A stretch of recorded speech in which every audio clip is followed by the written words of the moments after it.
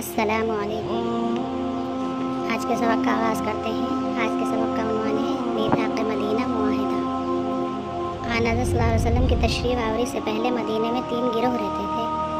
Number 1 اوس، number 2 خزرج، number 3 یہود۔ اوس اور خزرج زراعت پیشہ تھے اور اپنی زمینوں پر کھیتی باڑی کرتے تھے۔ یہود دولت مند اور تجارت پیشہ تھے۔ یہودی اوس اور خزرج میں اپنے دین کی تبلیغ بھی کیا کرتے تھے۔ ان قبیلوں کا پرانا مذہب بت پرستی تھا۔ یہ قبیلے یہودیوں سے اتنا سود لیتے تھے جسے ادا کرنا ان کے لیے مشکل تھا، اس لیے وہ ہمیشہ ان کے مقروض اور محتاج رہتے تھے۔ یہود کے 3 قبیلے تھے۔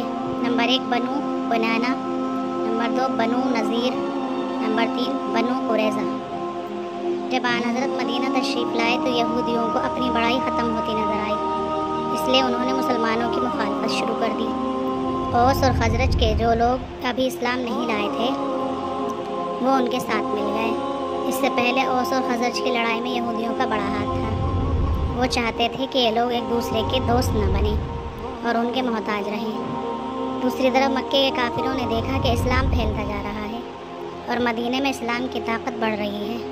انہیں کسی طرح گوارا نہیں تھا کہ مسلمان امن و امان سے رہیں اور ترقی کریں۔ حسد کی آگ ان کے سینوں میں بھڑکنے لگی اور وہ پہلے سے بھی زیادہ جوش کے ساتھ مسلمانوں کے مقابلے کے لیے تیار ہو گئے۔ حضرت رسالت مآب صلی اللہ علیہ وسلم کو مشرکین مکہ کے اس ارادے کا علم ہو گیا۔ ادھر مدینے کے یہود اور بت پرست بھی اس قابل نہ تھے کہ ان پہ بھروسہ کیا جاتا، بلکہ یہ ڈر تھا کہ اگر مشرکین مکہ نے مسلمانوں پر حملہ کر دیا تو مدینے کے یہودی اور بت پرست ان کی حمایت اور مدد کے لیے تیار ہو جائیں گے۔ اس لیے آپ نے ان کی روک تھام اور مدینے میں امن و امان قائم رکھنے کے لیے مدینے میں رہنے والوں کے درمیان ایک معاہدہ کیا جس میں مسلمان اور غیر مسلمان سب شامل تھے۔ اس معاہدے کی شرائط کا خلاصہ یہ ہے۔ نمبر 1 خون بہا اور فدیے کا جو طریقہ پہلے سے چلا آتا ہے وہ قائم رہے گا۔ نمبر 2 مسلمان اور یہودی اپنے اپنے مذہب میں آزاد ہوں گے، کوئی دوسرے کے مذہب میں دخل نہیں دے گا۔ نمبر 3 یہودی اور مسلمان آپس میں دوستانہ برتاؤ رکھیں گے۔ نمبر 4 یہودی یا مسلمان کو اگر کسی سے لڑنا پڑے تو وہ ایک دوسرے کی مدد کریں گے۔ نمبر 5 کوئی فریق مشرکین مکہ کو پناہ نہیں دے گا۔ نمبر 6 اگر مدینے پر حملہ ہو تو دونوں فریق ایک دوسرے کا ساتھ دیں گے۔ نمبر 7 کسی دشمن سے اگر ایک فریق صلح کرے گا تو وہ سب کی صلح ہوگی۔